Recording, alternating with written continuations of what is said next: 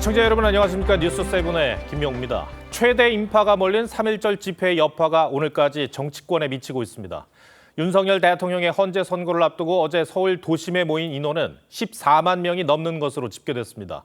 정치권에선 이처럼 대규모 군중이 모였다는 점이 어떤 의미일까를 놓고 정치적 셈법이 분주해 보입니다. 특히 탄핵 반대 집회에 10만 명이 넘게 집결하자 국민의힘 일부 의원들은 내일 서초동을 찾아 윤 대통령 석방 촉구 장외 여론전을 이어갈 예정입니다. 먼저 황정민 기자입니다. 서울 광화문 광장부터 서울시청 앞까지 1km가 넘는 구간이 인파로 가득합니다. 태극기를 흔드는 사람들로 가득한 광화문 광장 주변 8차선 도로에서 윤석열 대통령 탄핵 반대를 요구하는 목소리가 이어졌습니다. 탄핵 무효! 탄핵 무효! 경찰 비공식 추산에 따르면 어제 광화문과 여의도에서 진행된 윤 대통령 탄핵 반대 집회엔 12만 명 넘게 참여했습니다. 전광훈 목사가 주축인 대국본 집회에 약 6만 4천 명, 보수 성향 기독교 단체인 세이브 코리아 집회엔 5만 5천 명 넘게 참여한 것으로 파악됐습니다. 김기현 전 대표와 추경호 전 원내대표 등 국민의힘 의원 37명은 집회 연단에 직접 오르기도 했습니다. 나라 살리기 위해서 내가 고통스럽더라도 가시밭길이더라도 이 길 가겠다라고 결단했던 그 지도자의 모습을 봤습니다. 나경원, 윤상현 의원 등이 참여하는 국민의힘 탄핵 반대 당협위원장 모임은 내일 서울중앙지법 앞에서 윤 대통령 석방 촉구 집회를 열기로 했습니다. 헌재는 국민 저항권을 발동하겠다는 광장의 목소리를 귀담아 드려야 합니다. 장외 집회와는 여전히 선을 긋고 있는 여당 지도부는 내일 오후 대구를 찾아 박근혜 전 대통령을 예방합니다. 여당 지도부가 박 전 대통령을 찾는 건 22대 총선을 앞둔 지난해 3월 이후 1년 만입니다. TV조선 황정민입니다. 민주당은 비상계엄 전국 이후 이재명 대표까지 본격적으로 장외 집회 가세하며 장외 여론전에 온 힘을 다하고 있습니다. 특히 국민의힘 일부 의원들이 참석한 탄핵 반대 집회를 극우 세력의 헌정 파괴 집회라고 공격했습니다. 다만 이 탄핵 반대 집회에 비해 찬성 집회 참석자가 적은 데 대해선 내부 기류가 엇갈리는 분위기입니다. 이어서 전정원 기자입니다. 헌법재판소 앞부터 광화문까지 인파가 가득 들어찬 윤석열 대통령 탄핵 찬성 집회 인파 속 민주당 이재명 대표가 보입니다. 내란 종식 민주수호 윤석열을 파면하라! 이 대표는 어제 계엄 사태 이후 처음으로 장외 집회에 참석했는데 직접 연단에 올라 마이크를 잡고 내란을 끝낼 빛의 혁명에 동참해달라고 호소했습니다. 아직 내란은 끝나지 않았습니다. 희망의 대한민국 바로 우리의 손으로 확실하게 만들어 갑시다, 여러분. 앞서 야 5당 차원에서 집회 총동원령을 내린 만큼 어제 집회엔 민주당 소속 의원 130여 명이 참석했습니다. 퇴진 비상행동과 야 5당을 합쳐 찬성 집회 참석자는 경찰 비공식 추산 2만여 명으로 탄핵 반대 집회 규모에 비해 적었습니다. 민주당의 한 지도부 관계자는 윤 대통령 탄핵은 돌이킬 수 없다는 국민적 공감대가 있는 만큼 참석자 수는 적을 수 있다면서도 실제 탄핵 찬성 비율은 여론조사보다 높을 것이라고 말했습니다. 그러면서 탄핵 반대 집회에 일부 의원들이 참여한 국민의힘을 향해 극우 정당을 자처하며 헌법 불복종을 선동하고 있다고 비판했습니다. 민주당은 다음 주말에도 대규모 집회를 통해 장외 여론전에 당력을 집중할 계획인데 이번 주말보다는 더 많은 인파가 모일 것이라고 기대하고 있습니다. TV조선 전정원입니다. 어제 윤석열 대통령 탄핵 찬반 집회에 엄청난 인파가 몰린 거 다 보셨을 텐데 저희 취재진이 참여 인원 규모에 대한 주최 측 추산치를 모두 더해보니까 545만 명이나 됐습니다. 반면 경찰 내부 비공식 추산치는 14만 명이었습니다. 왜 이런 차이가 나는 건지 차순우 기자가 설명해드리겠습니다. 광화문 광장부터 시청역으로 이어지는 세종대로가 인파로 가득합니다. 오늘 여기에 모인 1,000만 명의 인원이 고정을 여의대로 편도 5개 차선도 탄핵 반대 집회 참가자들로 꽉 찼습니다. 탄핵 찬성 집회 역시 경복궁 앞 삼거리부터 안국역까지 인파로 가득 찼습니다. 어제 3.1절 탄핵 반대 집회 주최 측은 광화문 500만, 여의도 25만 명이라고 각각 발표했습니다. 탄핵 찬성 주최 측은 20만 명이 모인 것으로 추산했습니다. 이에 반해 경찰은 반대 집회엔 12만 명, 찬성 집회엔 2만 명 정도가 참여한 걸로 추산했습니다. 큰 차이가 나는 이유는 집계 방식 때문입니다. 경찰은 순간 최대 인원 방식으로 참가 인원을 추산하는데 집회 장소 단위 면적당 들어가는 인원수를 계산합니다. 이와 달리 주최 측은 대부분 누적 인원 집계 방식을 택합니다. 시간대별로 집회 장소를 오간 유동 인구를 더하는 겁니다. 경찰은 인파가 몰릴 경우 안전관리가 필요해 순간 최대 인원을 집계하고 주최 측은 참가자를 최대한 반영하는 누적 방식을 택하는 겁니다. 들어날락하고 있는 사람까지 감안한 거니까 그냥 그렇게 맞추면 되겠습니다. 이 때문에 지난 2017년 탄핵 찬반 집회 당시 인원 축소 논란이 불거졌고 경찰은 참가 인원 추산치를 공개하지 않고 있습니다. TV조선 차순우입니다. 이재명 대표가 어제 윤석열 대통령 파면 촉구 집회에서 한 연평도 꽃게밥 발언이 논란입니다. 여권에선 연평도 폄훼 발언이라며 공세에 나섰고 연평도에 근무 중이라는 해병대 장병도 이 대표가 주민과 군을 모독했다고 했습니다. 정준영 기자입니다.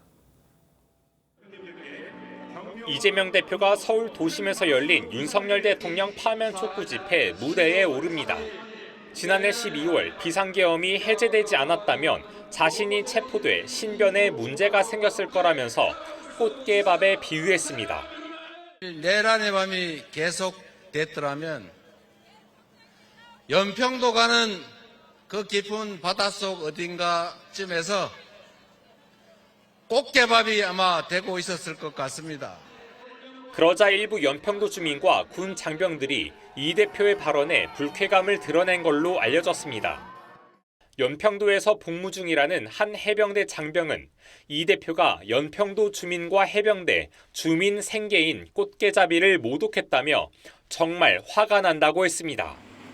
인천 옹진군 연평도가 지역구인 배준영 의원은 북한에 총격당한 뒤 시신이 불에 탄 해수부 공무원 사건을 묻어버린 민주당의 과거 행태가 떠오른다며 사과를 촉구했습니다. 연평도를 치안, 안보 사각 지역으로 폄훼하는 발언은 그가 서해오도를 평소에 어떻게 무시하는지 여실히 드러납니다. 같은 당 김은혜 의원도 SNS를 통해 연평해전의 희생과 헌신을 기억해도 모자랄 바다를 입에 담기도 어려운 참담한 모략을 위해 끌어쓴다고 비판했습니다. TV조선 정준영입니다. 윤석열 대통령 탄핵 사태에 대한 책임을 지고 물러났던 한동훈 전 대표가 사퇴 2달여 만에 공개 행보에 나섰습니다.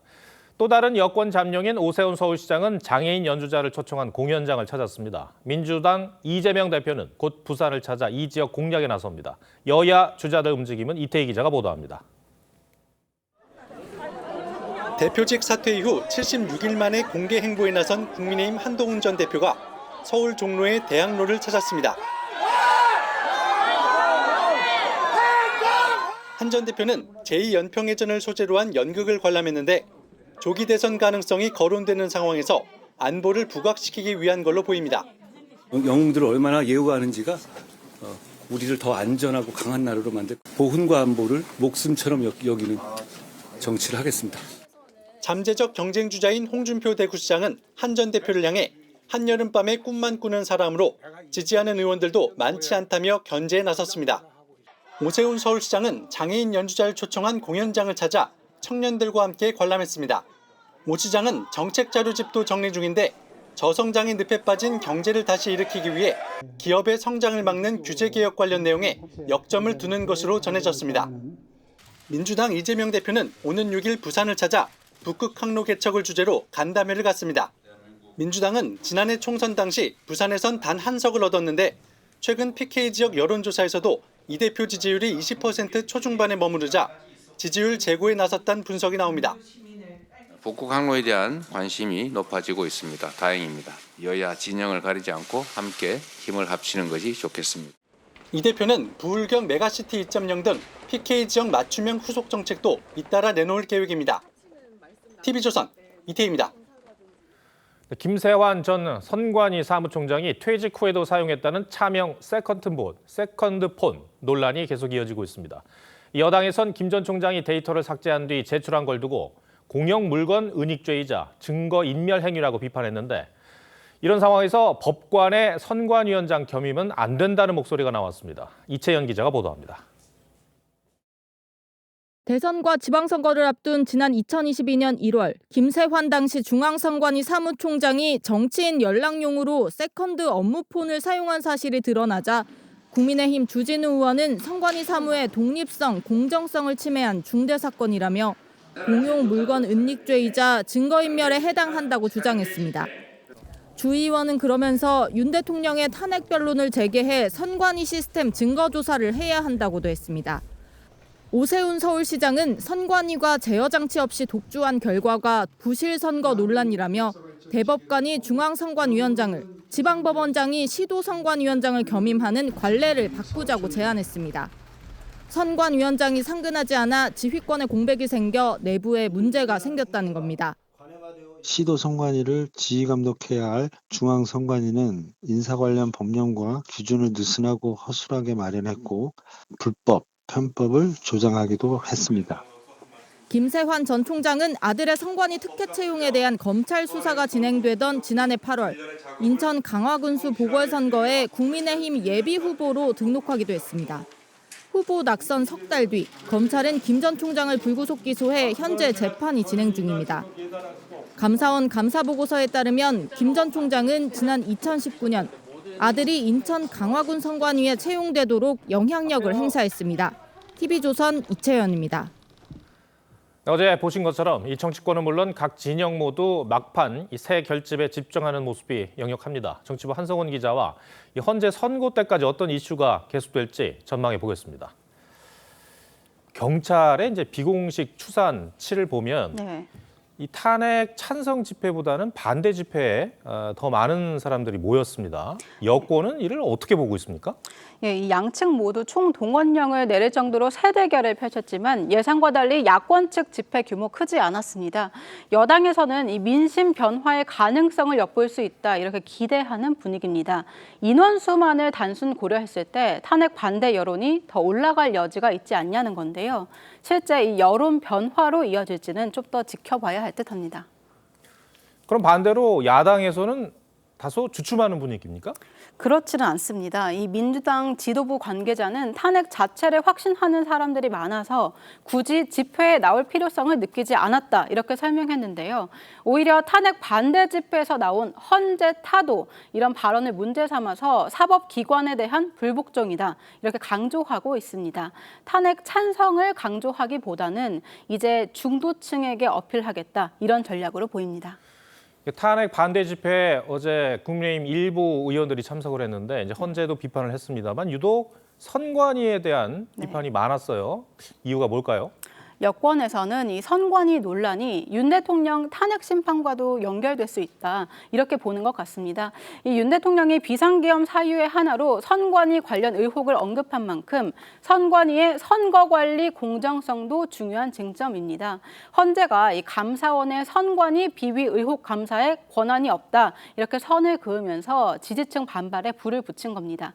사실상 이 탄핵 찬성 입장을 밝힌 한동훈 전 대표 그리고 이 오세훈 시장도 개헌으로 선관위 감시, 견제받지 않는 왕국 이렇게 비판한 것도 이 같은 흐름을 감안한 걸로 보입니다. 헌재로서는 이 막판 고려해야 할 사안 하나 더 생긴 거다 이런 취지로 해석이 되고 있습니다. 이 법관의 선관위원장 겸직 이 규정을 고치자 그런 것도 이런 취지에서 나온 거겠죠? 예, 이 현행법을 보면 선관위원회, 이 법관이 임명될 수 있다 이렇게 규정되어 있습니다. 여기서 중요한 점은 이 법관이 선관위원이 될 수 있다는 것이지 반드시 선관위원장을 맡아야 하는 건 아니라는 점입니다. 하지만 지금까지는 이 법관이 위원장을 맡는 것이 관행처럼 자리 잡아왔습니다. 그래서 이 중앙선관위원장은 대법관, 시도선관위원장은 지방법원장, 시군구 선관위원장은 지방법원 부장판사 절차가 맞는 관행이 있는데 이 관행에 따라서 헌법재판관 8명 중에 6명이 법관 시절 선관위원장을 겸직했습니다. 이렇게 법관이 비상임으로 선관위원장을 겸임하다 보니 삼권분리 원칙 위반이나 지휘 공백이 생길 수 있다는 게 여당의 시각입니다. 앞서 윤 대통령도 각 지역 선관위원장을 이 현직 법관이 비상임으로 겸임하는 대신에 이 전직 법관이 전임으로 맡는 방안을 제시한 바 있습니다.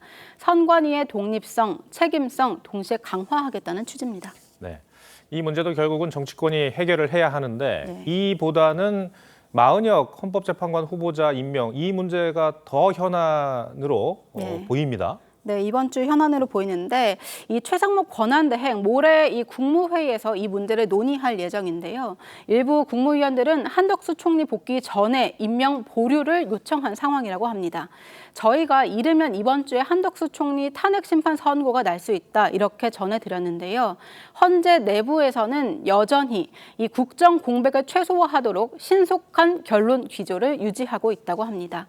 헌재 이런 기조가 최 대행의 마 후보자 임명 여부 결정에 가장 큰 영향을 줄 요인이 될 걸로 보입니다. 네, 알겠습니다. 한성훈 기자, 잘 들었습니다.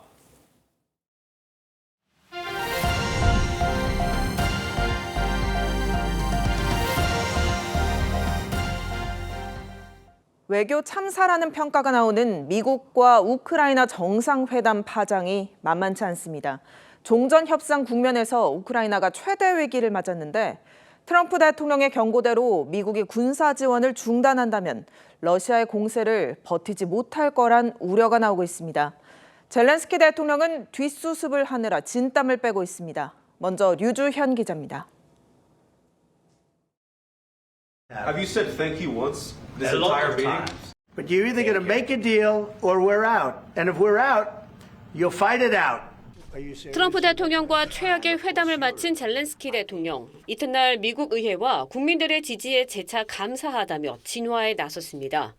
광물 협정에 대한 서명도 준비하고 있다고 했고 미국의 지원 없이는 안보 보장이 어려워질 것이란 점도 분명히 했습니다. 미국의 지원이 필수적이라는 현실을 고려한 걸로 풀이됩니다. 젤렌스키는 미국에 이어 방문한 영국에선 키어 스타머 총리로부터 4조 원 넘는 차관을 약속받았습니다. You have full backing across the United Kingdom, and we stand with you, with Ukraine, for as long as it may. We are very happy in Ukraine that they have such strategic partners. We count on your support. 하지만 현지 언론은 회동에 앞서 스타머 총리가 젤렌스키 대통령에게 전화를 걸어 백악관으로 돌아가 보란 취지로 말했다고 전했습니다. 젤렌스키는 영국에서 열리는 긴급 유럽 정상회의에 참석하고 찰스 국왕을 만나 우크라이나의 입장을 호소할 예정입니다. TV조선 류주현입니다. 러시아 푸틴 대통령은 공개 입장을 자제하고 있지만 흡족한 속내까지 숨기지는 않고 있습니다. 유럽 입장이 더 난처해졌는데요. 우크라이나와 연대 트럼프를 비판하면서도 미국 없이는 할 수 있는 일에 현실적으로 한계가 있기 때문입니다. 계속해서 신은석 기자입니다. 트럼프와 젤렌스키 대통령의 설전에 전 세계가 경악했다고 영국 언론은 표현했습니다. 유럽 각국도 주요 뉴스로 다루면서 우크라이나와의 연대 목소리를 냈습니다. Der gestrige Abend hat unterstrichen, eine neue Zeit der Ruchlosigkeit hat begonnen. Wir müssen selbst als Europäerinnen und Europäer stärker als jemals zuvor vorangehen. 트럼프가 지원 중단까지 거론하자 이참에 유럽이 스스로 강해져야 한다는 자력 안보론에도 힘이 실렸습니다. 유럽연합 측은 자유세계에 새로운 지도자가 필요하다는 것이 분명해졌다며 도전을 받아들이는 것은 유럽인의 몫이라고 밝혔습니다. 유럽 정상들은 현지 시간 2일 우크라이나 문제와 유럽 안보 방안 등을 논의하는데 핵 보유국인 프랑스는 미국 대신 유럽에 해구산을 제공할 가능성을 열어뒀습니다. Et qu'elle doit produire ces solutions de défense et de sécurité. 하지만 당장 미국이 빠지면 유럽이 난감한 것도 사실입니다. 나토 사무총장은 젤렌스키를 향해 화해하라고 촉구하면서 동맹 균열에 대한 우려를 표명했습니다. 러시아는 뜻밖의 상황을 즐기는 분위기입니다. которая обернулась для Киева полнейшим провалом. Скандал, унижение, позор и катастрофа. Так ее описывают западные журналисты. 푸틴의 측근인 메드베데프 부의장은 젤렌스키를 광대라고 부르며 트럼프가 우크라이나에 군사 지원을 중단해야 한다고 했습니다. TV조선 신은서입니다. 3일절 연휴 이틀째인 오늘은 포근한 기온 속에 봄비가 내렸습니다. 추위가 드디어 물러가나 싶지만 아직인데요. 밤사이 많은 비가 내리면서 내일은 기온이 다시 떨어지고 강원 산간은 최대 1m가 넘는 폭설까지 예보됐습니다. 곽승한 기자입니다. 성산 일출봉 근처 들판이 온통 노란 유채꽃으로 물들었습니다. 비가 내리는 날씨에도 사람들은 꽃 속에 묻혀 봄을 만끽합니다. 날씨가 따뜻해져가지고 나왔는데 꽃도 생각보다 너무 많이 펴서 예쁘고 노랑노랑하고 애기가 향기도 좋아해서. 3일절 연휴 이틀째 낮 기온이 서울 15도, 광주는 20도까지 오르는 등 완연한 봄 날씨를 보였습니다. 시민들은 짓궂은 날씨가 야속합니다. 이제 학교 입학 전에 마지막 주말이어가지고 아이가 좀 놀고 싶다 그래가지고 시내에 지금 책도 보고 구경도 하러 나왔는데 책 산 것도 젖을 것 같고. 봄비는 모레까지 제법 많은 양이 내립니다. 수도권은 20에서 60mm, 충청과 호남, 영남에는 최대 80mm, 강원 동해안과 제주 산간에는 최대 100mm의 강수량이 예보됐습니다. 비구름은 북쪽에서 찬 공기가 내려오면서 우리나라에 들어와 있던 남쪽의 따뜻한 공기와 충돌하면서 만들어졌는데 찬 공기가 확장하면서 오늘 오후 늦게부터는 기온이 뚝 떨어지며 비가 눈으로 바뀌어 내리는 곳도 있습니다.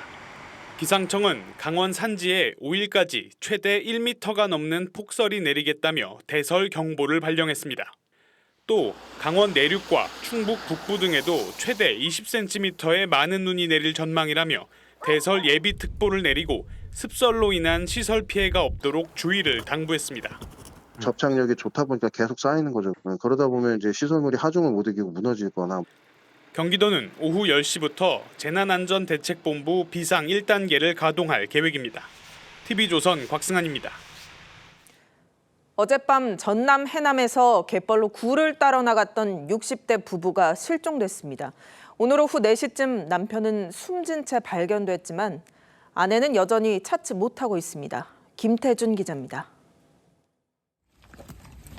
몸에 줄을 묶은 해경대원들이 종아리까지 푹푹 빠지는 갯벌을 걸어 들어갑니다.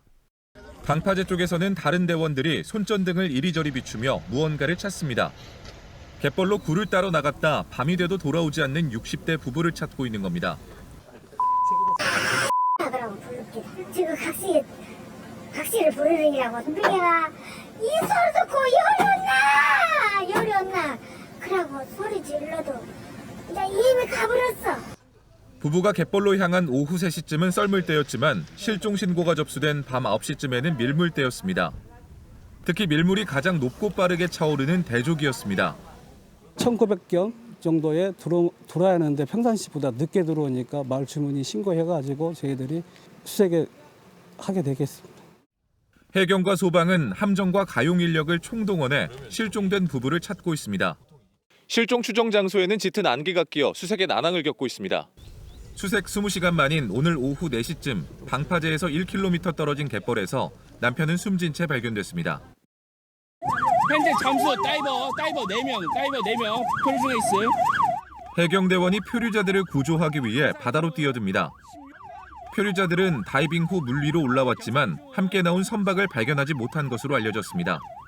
해경은 이들을 모두 무사히 구조했습니다. TV조선 김태준입니다.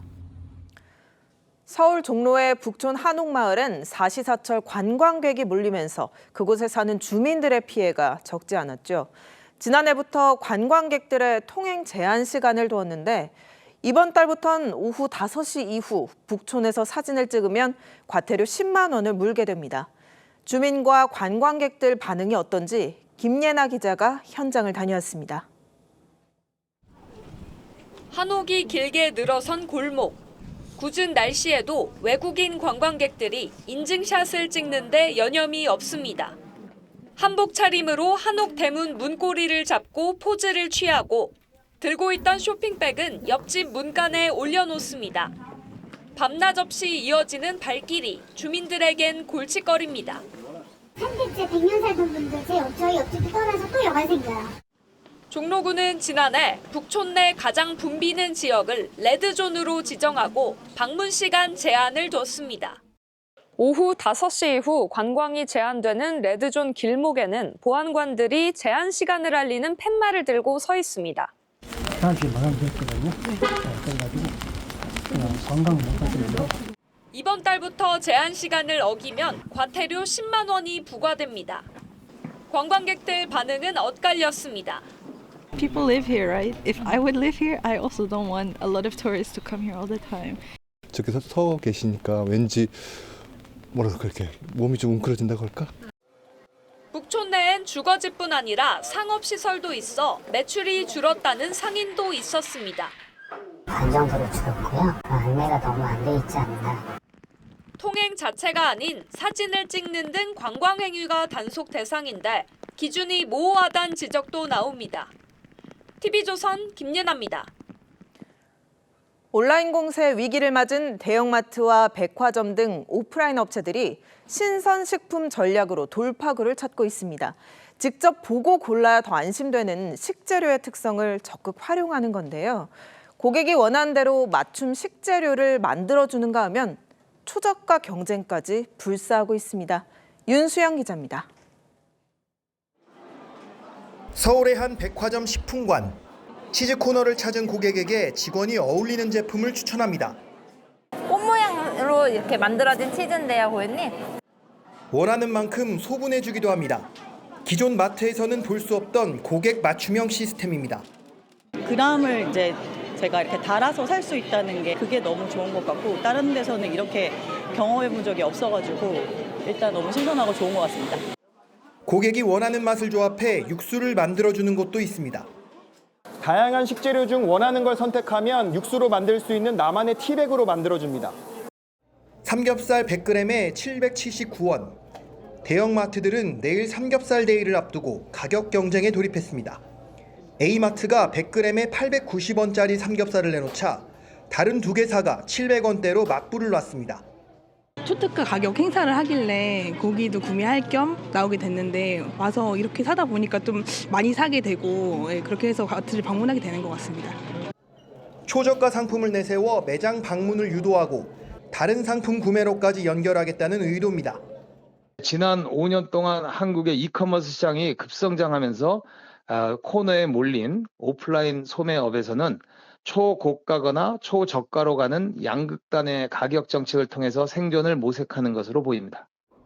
온라인 마켓에 밀려 고객을 잃어가고 있는 대형 매장들이 신선식품 전략을 통해 경쟁력 되찾기에 나섰습니다. TV조선 윤수영입니다. 생활용품 전문점 다이소가 지난달 24일부터 건강기능식품을 약국보다 저렴하게 팔기 시작해 뜨거운 관심을 받았습니다. 하지만 약사업계가 강력 반발하면서 채 일주일도 안 돼 일부 제품 판매가 중단됐는데요. 이 가격과 품질 논란을 둘러싼 쟁점들 사회정책부 황민지 기자와 따져보겠습니다. 네, 황 기자, 다이소가 판매 시작한 건강기능 제품에는 어떤 것들이 있습니까? 네, 일단 다이소가 판매하는 제품은 총 30여 종으로 30일 분량을 3,000원과 5,000원 두 가격대에 팔고 있습니다. 제약사는 대웅제약, 종근당 건강, 일양약품 등 3곳인데요. 이 가운데 일양약품이 판매 시작 닷새 만에 매장 철수를 결정했습니다. 약사업계의 강력한 반발 때문으로 보이는데요. 대한약사회는 약국에서 파는 건강기능식품은 약사의 전문적인 상담을 거친다며 단순히 판매 가격만으로 제품들을 비교해선 안 된다고 주장합니다. 관련 목소리 들어보시죠. 소비자들로부터 마치 과도한 마진을 통일을 취한 것처럼 보이는 경우도 있고 또 하나는 상담만 하고 가서 불만감들 이런 것 때문에 불만인 거죠. 네, 그래도 소비자 입장에서는 저렴한 가격이 가장 눈에 들어올 것 같은데요. 네, 그렇습니다. 지금까진 주로 약국에서 사던 종합 비타민제와 칼슘제, 눈 영양제 등을 3,000원과 5,000원에 살 수 있어 좋다는 반응이 많습니다.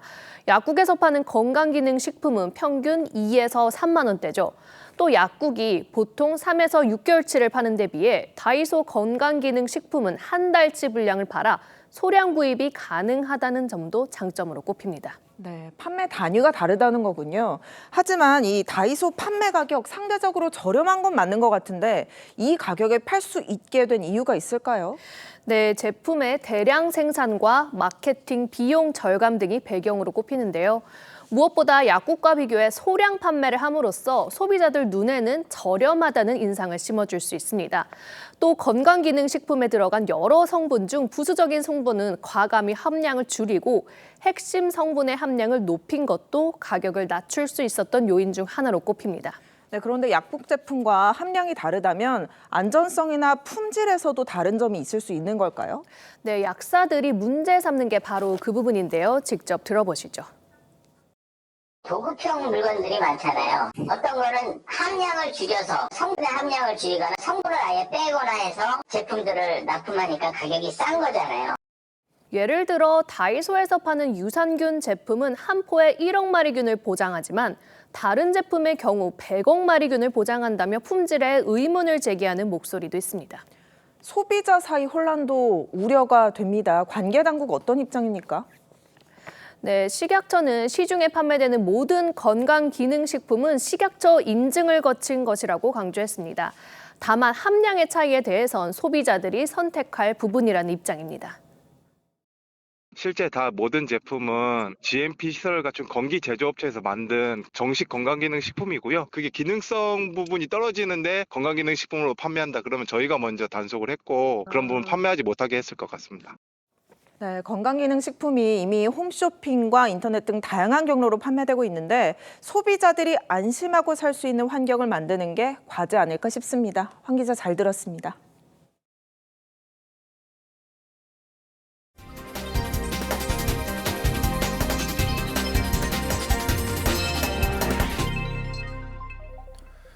헌법재판소가 최상목 대통령 권한대행이 이마은혁 헌법재판관 후보자 임명을 보류한 건 위헌이라고 결정했죠.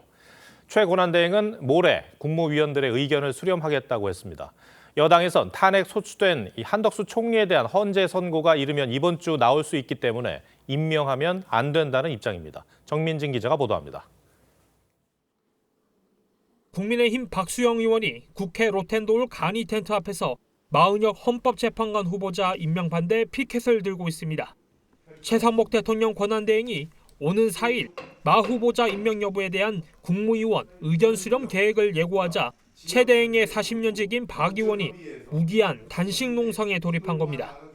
미국이 수백만 민중을 살해했다는 주장을 강령으로 삼고 있는 인민노련 창립 멤버였습니다.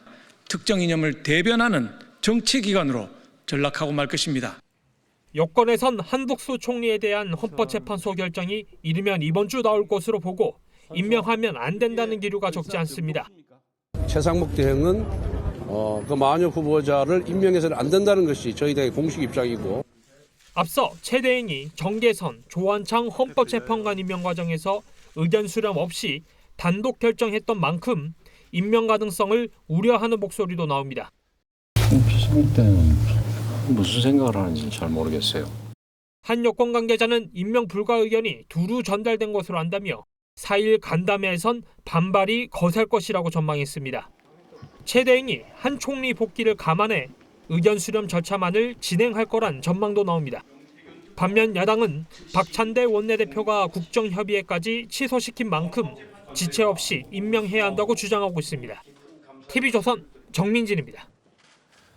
네, 마은혁 헌법재판관 후보자 임명을 놓고 정치권이 예민한 건 그 파장이 적지 않기 때문입니다. 윤석열 대통령 탄핵 심판 선고 시점뿐 아니라 그 결과에 따라 조기 대선 가능성도 있기 때문에 이재명 대표 재판에도 영향을 줄 수 있습니다. 복잡한 경우의 수를 사회부 법조팀 한지은 기자에게 물어보겠습니다.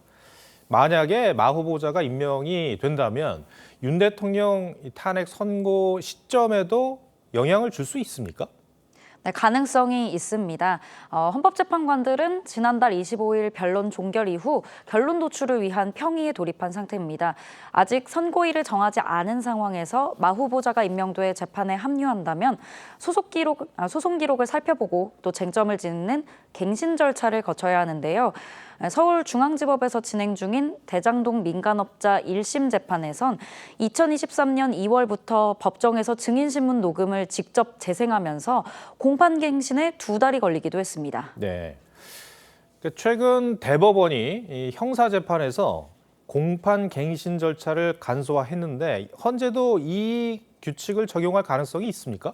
네, 헌법재판소가 형사소송법을 준용하고 있기 때문에 이 규칙을 적용할 가능성이 있습니다. 법정에서 영상 증거나 증인신문 녹음을 모두 재생했던 걸 녹취록 열람으로 대체할 수 있다, 이런 조항이 신설됐는데요. 헌재가 개정 규칙을 활용한다면 마 후보자가 합류하더라도 갱신 절차를 일주일 내에 마무리할 수 있다, 이런 관측도 있습니다. 다만 헌재는 그동안 형사소송법을 완화해서 검찰의 피의자 신문조서를 그대로 증거로 채택했습니다. 이 때문에 윤 대통령 측의 거센 반발을 샀는데요. 조서에 기재되어 있는 내용하고 우리가 실제로 여기서 증언을 들은 거하고 너무나 거리가 많이 벌어진 것을. 개정된 공판갱신 절차만 그대로 적용한다면 거센 반발과 함께 취사 선택한다, 이런 비판을 피하기 어려워 보입니다. 그동안 윤 대통령 측은 헌재가 너무 서두른다고 주장을 했는데 이게 만약에 마 후보자가 참여를 한다면 선고가 좀 늦춰지는 그런 효과는 있겠어요? 네, 그럴 가능성이 있습니다. 여권 내에서는 오는 26일 이재명 대표의 선거법 위반 항소심 결과가 나온 뒤에 탄핵 심판 결과가 나오길 기대하는 분위기가 있는 건 사실입니다. 윤 대통령 탄핵이 인용될 경우를 대비하는 건데요. 탄핵 결정이 나오면 선고일로부터 60일 이내에 대선을 치러야 합니다. 오는 26일 이 대표가 2심에서도 당선 무효형을 받게 될 경우를 가정했을 때 그 이후 조기 대선이 확정되면 대선 후보로 나서는데 부담이 될 거란 전망을 하는 겁니다. 예. 탄핵 심판 선고가 이 대표 2심 선고보다 먼저 나오면은 어떻습니까? 네, 법조계 안팎에서는요, 조기 대선이 먼저 확정될 경우엔 이 대표 재판 결과에도 영향을 미칠 수 있다, 이런 분석이 나옵니다. 대선 시간표가 나온 상태에서 제1야당 유력 대선 후보의 피선거권과 관련한 결정을 해야 하는 항소심 재판부에 부담으로 작용할 수 있다는 겁니다. 다만 마 후보자가 임명되더라도 헌재가 최종 결정에는 참여시키지 않을 가능성도 있습니다. 여러 가지 변수가 이제 다양하게 있는 상황이라서 정치권의 셈법도 좀 복잡해 보입니다. 네, 한진규 기자, 잘 들었습니다.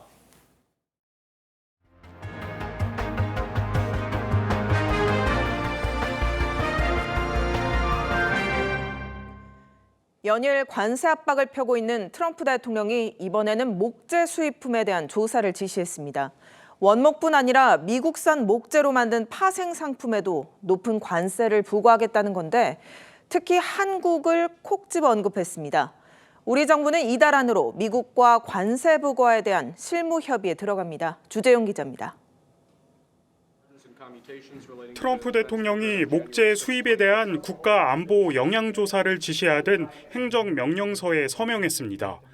미국에 수입되는 목재 가공품에 25%가량의 관세를 부과하겠다는 건데 가구와 싱크대 같은 제품이 포함됩니다.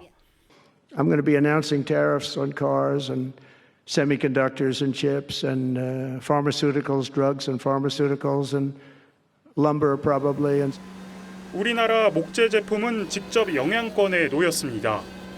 백악관 당국자는 사전 브리핑에서 싱크대 등의 보조금이 많이 지원되면서 미국 가구 회사에 피해를 주고 있다며 중국과 함께 한국도 그렇게 한다고 콕 집어 언급했습니다. 지난해 가구류의 대미 수출액은 438억 원으로 크지 않지만 대부분 수출 기업이 중견기업과 중소기업들이어서 타격이 예상됩니다. 지금까지 트럼프 정부는 철강과 알루미늄에 대한 관세를 부과했고 자동차와 반도체, 의약품, 구리 등에 대해서도 관세를 예고했습니다. 트럼프 대통령이 얘기했던 25% 고관세가 보편관세가 되었고 우리 대한민국에 수출하는 모든 품목에 대해서 이렇게 25% 고관세가 부여될 가능성이 높아졌다. 미국을 방문하고 오늘 귀국한 안덕근 산업부 장관은 미국 측과 경제 현안을 논의하기 위한 한미 실무 협의체를 구성하기로 했다며 이달 안으로 관세 범위와 조건 등에 관한 구체적인 논의를 시작할 예정이라고 밝혔습니다. TV조선 주재용입니다. 일반 골프에 비해 코스가 짧고 장비는 간편한 파크 골프가 요즘 중장년층 사이에서 인기죠. 그만큼 많은 지자체들이 앞다퉈 파크 골프장을 짓고 있는데 우후죽순 지었다가는 예산만 낭비할 수 있다는 우려도 적지 않습니다. 이성진 기자가 취재했습니다. 경남 창원의 낙동강변에 있는 파크 골프장입니다. 총 90홀로 국내 최대 규모를 자랑하지만 이용객들로 붐빕니다. 길 때는 한 20분, 짧게는 한 15분 이상은 기다려야 최도를 칠 수가 있습니다. 경남 14개 시군에 있는 파크 골프장은 73곳으로 전국에서 가장 많습니다. 지난해 개장한 골프장만 24곳에 이르는데 경상남도는 1,664억 원을 들여 59곳을 더 짓겠다는 계획입니다. 인프라가 부족하기 때문에 계속 지금 수요가 있기 때문에 요청을 하고 있는 상황이고 서울시와 각 구청도 내년까지 77개의 파크 골프장을 추가로 건설하겠다는 계획을 내놨습니다. 하지만 파크 골프장 이용 빈도가 이미 정점을 찍고 감소세로 돌아섰다는 분석도 있습니다. 예측했던 수요에 미치지 않을 수가 있습니다. 공급이 너무 많아서 지금이라도 좀 수요랑 공급이 맞게끔. 우후죽순 경쟁적으로 짓다가는 한때 유행했던 게이트볼처럼 예산만 낭비할 수 있다는 우려도 나옵니다. 실제 제주시의 경우 124개 게이트볼장 가운데 32개를 폐쇄했고 일부는 다목적 시설로 바꿨습니다. 게이트볼장을 다목적 체육관으로 변경을 원하는 지역 주민들의 요구가 있었습니다. 넓은 부지를 확보하기 위해 주로 하천변에 파크 골프장을 지으면서 환경부의 허가를 받지 않거나 홍수 피해가 자주 발생하는 것도 문제가 되고 있습니다. TV조선 이성진입니다. 윤석열 대통령에 대한 헌법재판소 탄핵 심판 선고를 앞두고 찬반 집회가 가열되고 있습니다. 이번 탄핵 심판을 둘러싸고 진영 갈등이 격화되고 있는 데엔 헌법재판관 8명 가운데 3명이 우리법연구회와 그 후신격인 국제인권법연구회 출신이란 점이 작용했다는 분석도 나옵니다.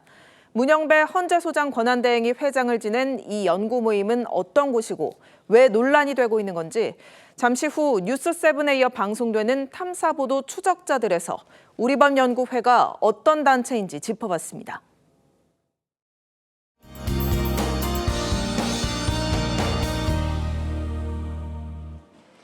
서해상에서 강한 눈비구름이 유입되면서 밤사이 중부와 경북 지역에는 시간당 3에서 5cm의 폭설이, 충남과 호남, 제주에는 시간당 10에서 20mm의 폭우가 예상됩니다. 강원 산간에 내려져 있는 대설특보는 점차 더 많은 지역으로 확대되겠고요. 내일까지 강원 산지에 최대 70cm 이상, 강원 내륙과 충북 북부에 최대 25cm 이상, 경북 북동 산지에 최대 40cm의 폭설이 예상됩니다. 비의 양은 동해안에 30에서 80, 그 밖에 대부분 지역 20에서 60mm 정도가 되겠습니다. 내일도 전국에 강풍이 불겠습니다. 특히나 해안 지역에서는 더욱 거세겠습니다. 내일 아침 기온 서울이 0도로 오늘보다 8도가량 기온이 뚝 떨어져 다시 추워지겠습니다. 낮에도 오늘보다 5도에서 10도 안팎까지 기온이 낮아지겠습니다. 전해상에 거센 풍랑이 예상되고요. 내일 새벽 서해안과 제주에서는 기상해일 가능성이 있겠습니다. 강원 산지는 수요일까지 1m 이상의 눈폭탄이 예상됩니다. 대비 철저하게 해주셔야겠습니다. 날씨였습니다.